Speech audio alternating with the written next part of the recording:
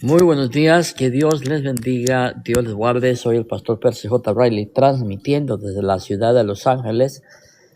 En este bello día estamos el día miércoles 11 de febrero del año 2026.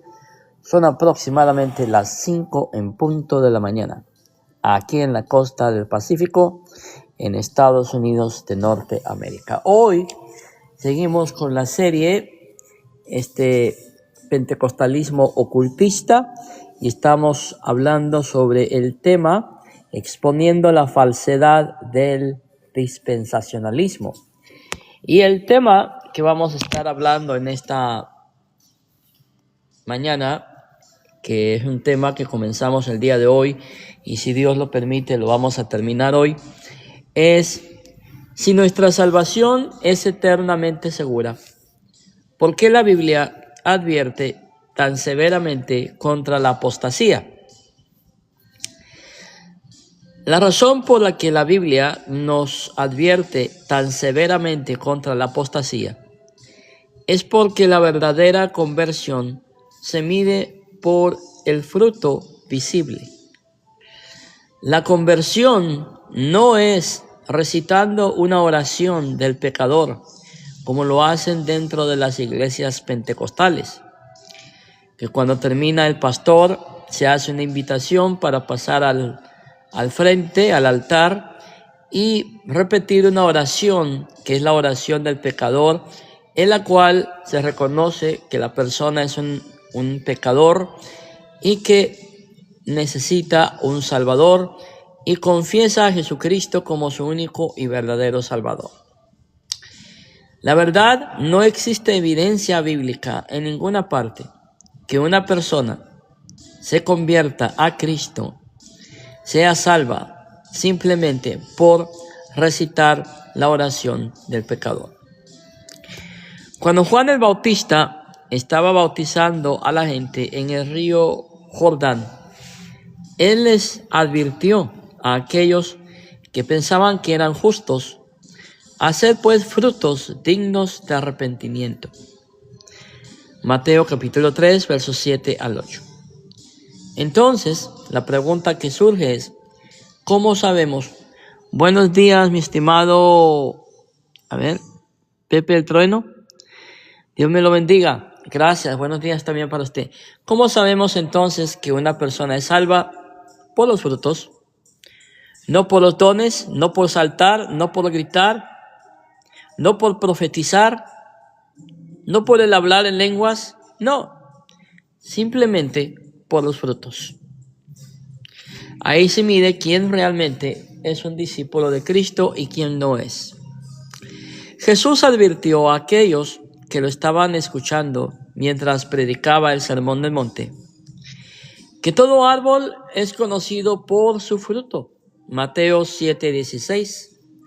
Y que todo árbol que no produce buen fruto será cortado y echado en el fuego. Mateo 7:19. Y yo sé que los pentecostales van a decir, sí, pero ya vio, ahí dice que todo árbol que no lleve fruto será cortado y echado al fuego. Ahí habla de la salvación. Pruébeme que ahí habla de la salvación. Eso lo podemos hablar más adelante, conforme avance la serie. Vamos a estar hablando sobre si la salvación se pierde. El propósito detrás de esta advertencia es contrarrestar lo que algunas personas llamarían creencia fácil. En otras palabras, seguir a Jesús es más que decir que eres un cristiano o recitar una oración, la llamada oración del pecador. Cualquiera puede afirmar que Jesús es su Salvador. Y dentro de las iglesias pentecostales existen muchas personas que no son convertidas. Hablan como cristianos, se expresan como cristianos, leen la Biblia, hablan en supuestas lenguas, pero no son cristianos. Todo su cristianismo, toda su pseudo conversión no es más que emocionalismo. Ellos creen ser salvos, pero no son salvos, porque sus frutos demuestran que no son salvos, sino todo lo contrario. Son personas que están engañadas. Pero aquellos que realmente son salvos, fíjense bien, pero aquellos que realmente son salvos,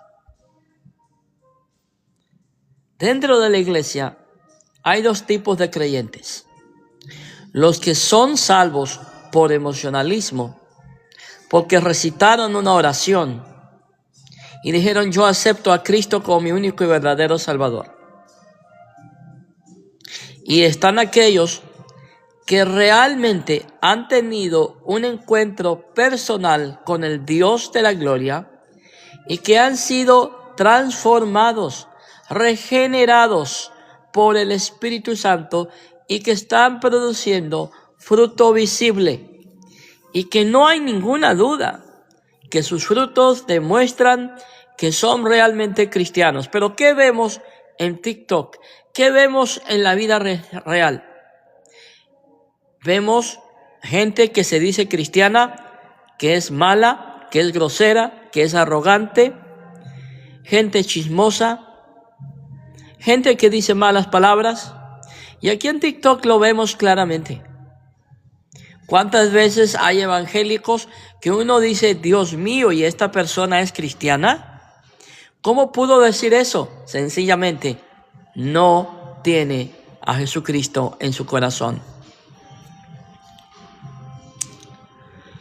Por esto, hermanos amados, viene la pregunta: ¿qué significa fruto?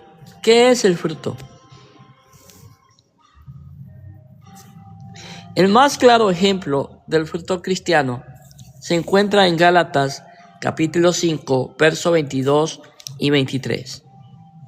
Y mientras yo leo los frutos del Espíritu Santo, yo quiero que usted medite un momento y diga y compare el testimonio que le han dado los evangélicos a usted y diga si realmente esa persona demuestra tener los frutos del Espíritu Santo.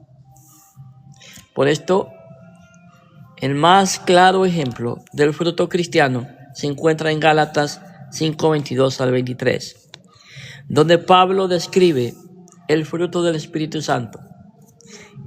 Aquí están los frutos: el amor, gozo, paz, paciencia, benignidad, bondad, fe, mansedumbre, templanza, Hay otros tipos de fruto cristiano, tales como la adoración, el ganar almas para Cristo. Pero esta lista nos da un buen resumen de las actividades cristianas. Los verdaderos creyentes manifiestan estas actitudes en sus vidas cada vez que hablamos con ellos, que interactuamos con ellos. Por esto los verdaderos cristianos manifiestan y manifestarán estas actitudes en sus vidas cada vez más mientras progresan en su caminar cristiano. Segunda de Pedro, capítulo 1, versos 5 al 8. Pero lamentablemente, ¿qué es lo que vemos hoy en día con aquellos evangélicos que hablan lenguas, que saltan, que profetizan, que dicen tener visiones, que dicen que Dios los lleva al cielo, que Dios los lleva al infierno? ¿Qué vemos en sus vidas?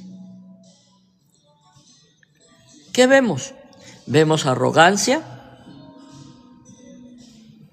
discriminan a la gente, hablan mal de todos, envían a la gente al infierno, se burlan de la gente, se burlan de los defectos de los demás, se burlan del color de piel de la gente, pero aún así se dicen cristianos. dicen tener al Espíritu Santo, dicen estar llenos de la presencia de Dios, pero realmente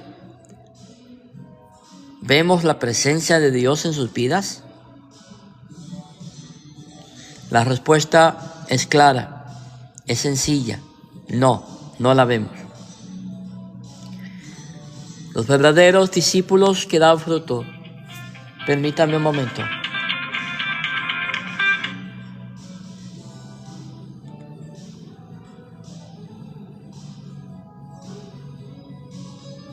Ok.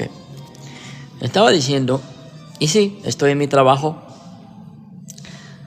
Anoche entré a las 11 y si Dios lo permite, voy a salir en unas horas.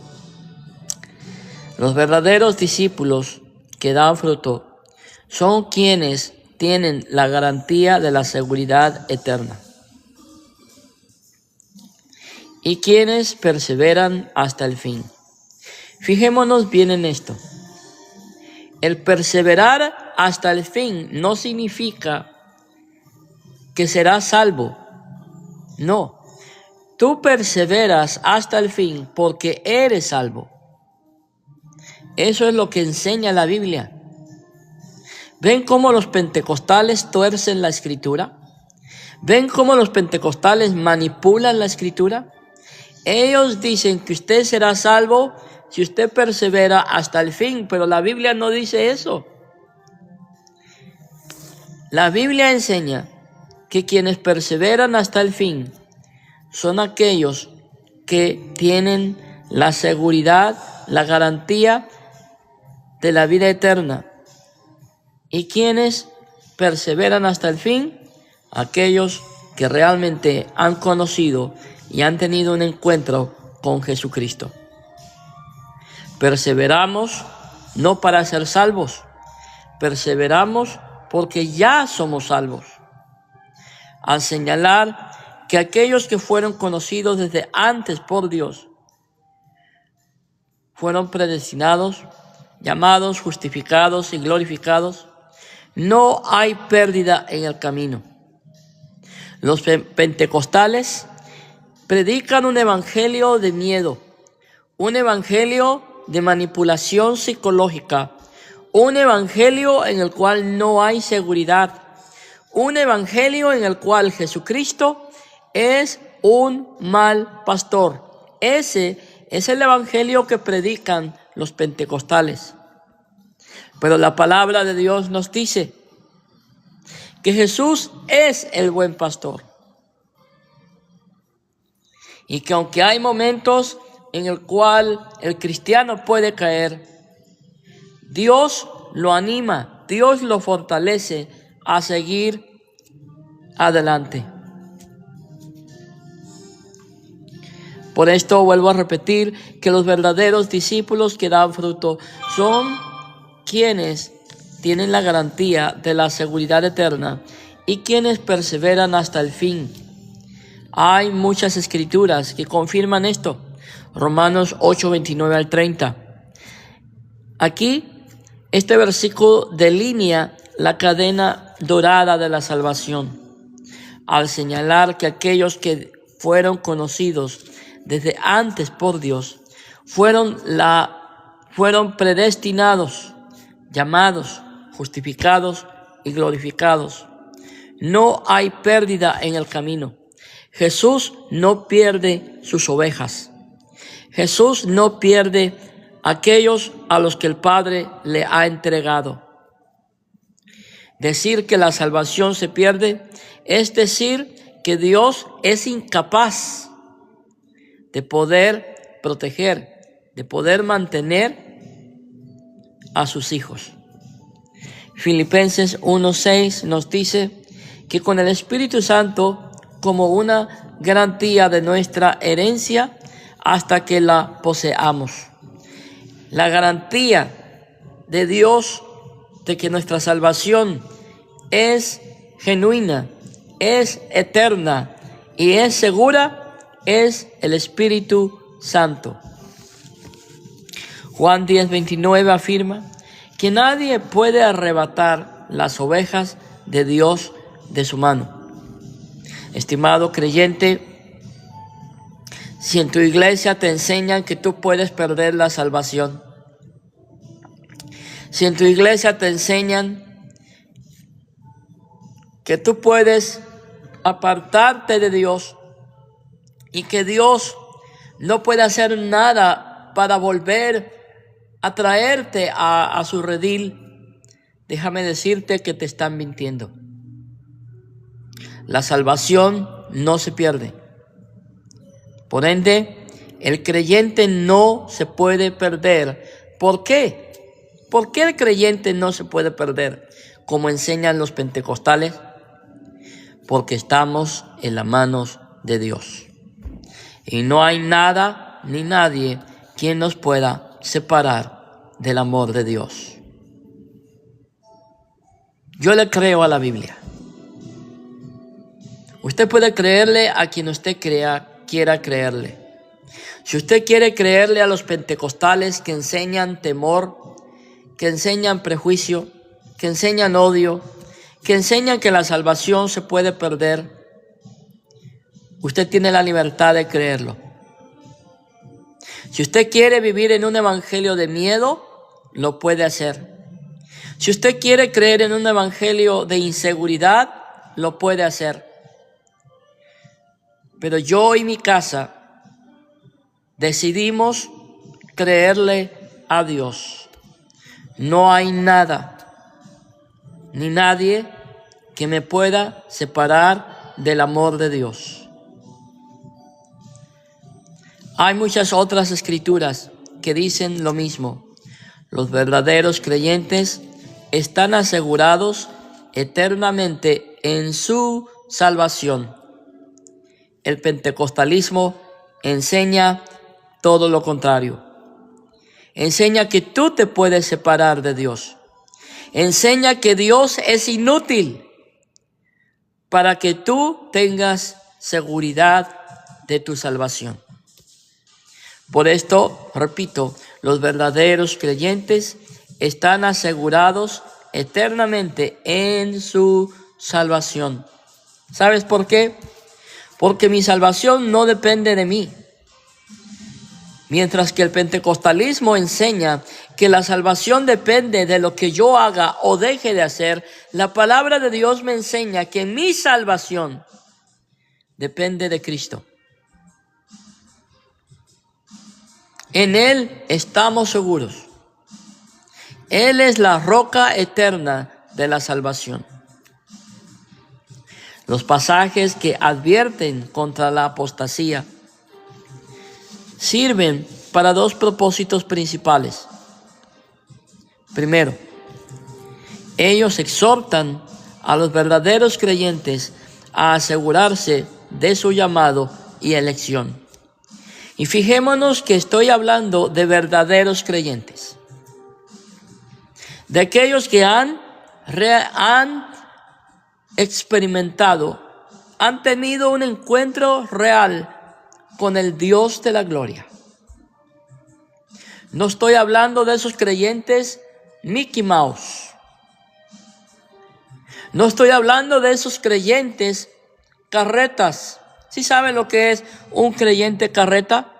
Un creyente carreta es aquellos que hay que tener, que hay que jalarlos para que vayan a la iglesia. O cristianos cometas. ¿Sí saben lo que es un cristiano cometa?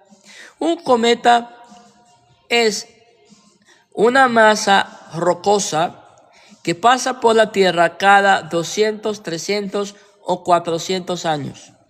Hay cristianos que vienen a la iglesia cada 2 años, cada 3 años. Hay algunos que vienen cada vez que hay una celebración en la iglesia. Cuando hay comida, cuando hay una fiesta, en Navidad, Semana Santa, usted los va a ver ahí. Pero yo estoy hablando de los verdaderos creyentes. No estoy hablando de aquellos que hicieron una oración para aceptar a Cristo como su Salvador. No, yo no hablo de esos. Yo estoy hablando de aquellos verdaderos creyentes que tienen realmente una relación con Jesucristo y que pueden asegurarse de que son llamados y son elegidos. Pablo nos dice en 2 Corintios 13:5 que nos examinemos a nosotros mismos para ver si estamos en la fe.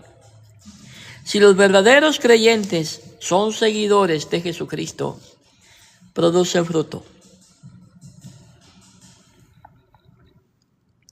Entonces debemos de ser capaces de ver la evidencia de la salvación. Los cristianos producen fruto en diferentes grados, según su nivel de obediencia y sus dones espirituales. Pero todos los cristianos producen fruto.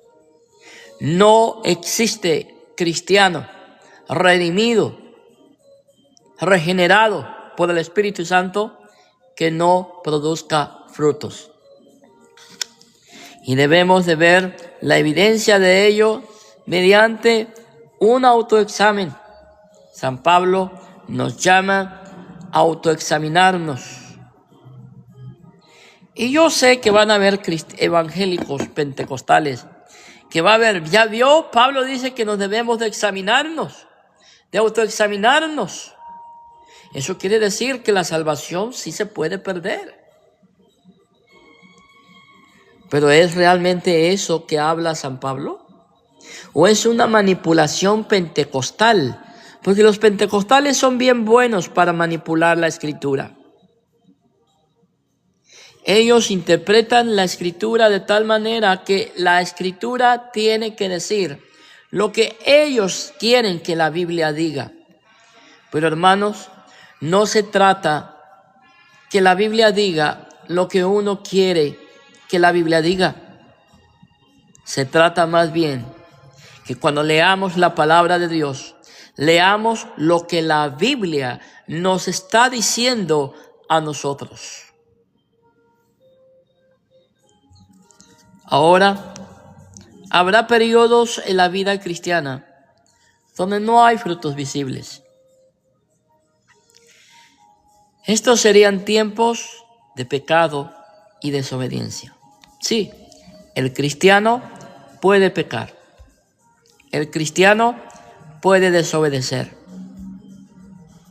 Pero no se preocupen. Es verdad, el cristiano puede pecar. El cristiano puede desobedecer. Pero le damos gracias al Padre de que el Padre nos va a corregir, nos va a amonestar, que hay un Espíritu Santo que nos traerá convicción de pecado y no nos va a dejar tranquilos hasta que entremos al redil y entremos en obediencia a lo que Dios nos manda en su palabra. Sí, el cristiano puede pecar, el cristiano puede desobedecer, pero tienes un Padre amoroso que no te va a dejar como estás. Lo que sucede durante estos tiempos de desobediencia prolongada es que Dios quita la seguridad de nuestra salvación. Por eso David oró en el Salmo 51 para tener nuevamente el gozo de la salvación. Salmo 51:12. Perdemos el gozo de nuestra salvación cuando vivimos en pecado. Por esto déjenme decirle algo sumamente importante para que me puedan entender, porque quizás no me entendieron. Voy a repetirlo. Ahora habrá periodos en la vida cristiana donde no hay frutos. Estos serían tiempos de pecado y desobediencia, porque el cristiano puede pecar, puede desobedecer, pero hay un Padre que no te va a dejar tranquilo.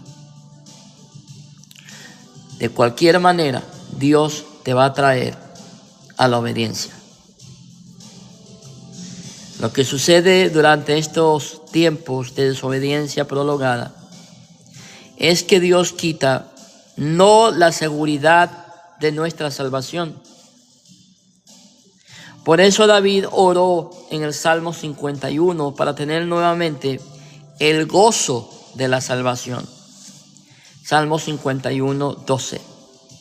Perdemos el gozo de nuestra salvación cuando vivimos en pecado, cuando vivimos en desobediencia. Por eso la Biblia nos dice: examinaos a vosotros mismos si estáis en la fe. Probaos a vosotros mismos. Segunda de Corintios 13:5. Cuando un verdadero cristiano se examina a sí mismo y ve que no hay fruto reciente, esto debe de ser y debe de conducirlo a un serio arrepentimiento y retorno a Dios. La segunda razón principal para los pasajes sobre la apostasía es señalar a los apóstatas. Vuelvo a repetirlo. La segunda razón principal para los pasajes sobre apostasía es el señalar a los apóstatas. Un apóstata es alguien que abandona la fe, su fe religiosa.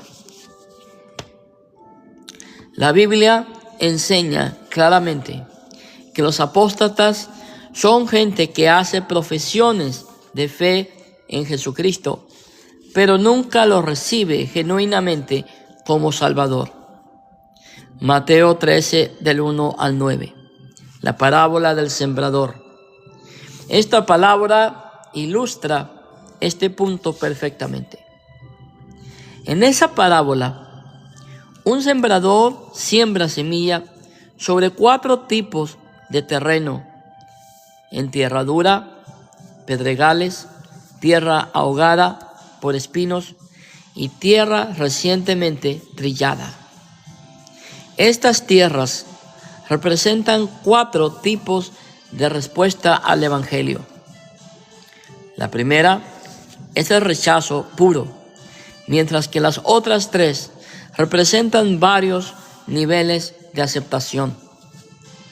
La tierra rocosa y la ahogada por espinos representan a la gente que inicialmente responde favorablemente al Evangelio, pero cuando viene la persecución, que es la tierra rocosa, o los afanes del mundo, los abruman. Esta es la tierra ahogada por espinos. Esas personas se alejan, se van de la iglesia, ya no quieren saber más de Jesús. Jesús deja claro con estos 2 tipos de respuestas que aunque inicialmente aceptaron el Evangelio, nunca produjeron ningún fruto, porque la semilla del Evangelio nunca penetró en la tierra del corazón. Solo la 4ª tierra, que fue preparada por Dios, pudo recibir la semilla y dar fruto. Nuevamente, Jesús dice en el Sermón del Monte: no todo el que me dice Señor, Señor, entrará en el reino de los cielos. Mateo capítulo 7, verso 21. Puede parecer inusual, puede parecer extraño que la Biblia advierta contra la apostasía y al mismo tiempo diga que un verdadero creyente nunca apostatará. Sin embargo, esto es lo que dice la Escritura. Primera de Juan 2:19. Específicamente establece que aquellos que apostatarán están demostrando que nunca fueron verdaderos creyentes. Un verdadero creyente no puede apostatar de la fe. Por lo tanto, las advertencias contra la apostasía deben de ser una advertencia para aquellos que profesan estar en la fe sin haberla recibido verdaderamente. Escrituras tales como Hebreos 6:4 al 6 y Hebreos 10:26 al 29 son advertencias para que los falsos creyentes se examinen a sí mismos y se den cuenta de que si están considerando apostatar, no son verdaderamente salvos. Mateo 7:22 al 23 indica que aquellos falsos creyentes a quienes Dios rechaza son rechazados no por haber perdido la fe, no por haber perdido la salvación, sino porque el hecho de que Dios nunca los conoció, porque nunca fueron hijos de Dios. Hay muchas personas que están dispuestas a identificarse con Jesús. ¿Quién no desea bendiciones y la vida eterna? Todo el mundo desea bendiciones. Todo el mundo desea la vida eterna. Sin embargo, Jesús no nos advierte que calculemos el costo del discipulado. Sí, el discipulado tiene un costo. El Evangelio, la predicación del Evangelio es gratis, pero después tienes que pagar. Y no me refiero a dinero, no me malentiendan. Me refiero a otras cosas importantes. Lucas 9:23 al 26, Lucas 14:25 al 33. Los verdaderos creyentes han calculado esos costos, mientras que los apóstatas no. Los apóstatas son gente que cuando dejan la fe dan evidencia de que en primer lugar nunca fueron salvos. Primera de Juan 2:19. La apostasía no es la pérdida de la salvación. No, la apostasía no es la pérdida de la salvación. Lo repito una nueva vez más. La apostasía no es la pérdida de la salvación, sino más bien una demostración de que realmente nunca se tuvo la salvación. Hermanos, que la paz de Cristo sea con todos ustedes, que Dios les bendiga, Dios los guarde, quedamos en la paz de Cristo. Mi estimado Pepe Trueno, que Dios te bendiga, gracias por tu apoyo. Y un saludo cordial a todos los que estuvieron con nosotros, a las 14 personas que estuvieron escuchando, se les agradece bastante. Que Dios me los bendiga, Dios los guarde, y que este día sea un día de bendición para ustedes y toda su familia. Oramos, hermanos amados, que cualquier necesidad que haya en su familia, Dios traiga provisión, la verdadera provisión de Dios, a sus necesidades. Bueno, me despido en el nombre del Padre, del Hijo y del Espíritu Santo. Paz de Cristo.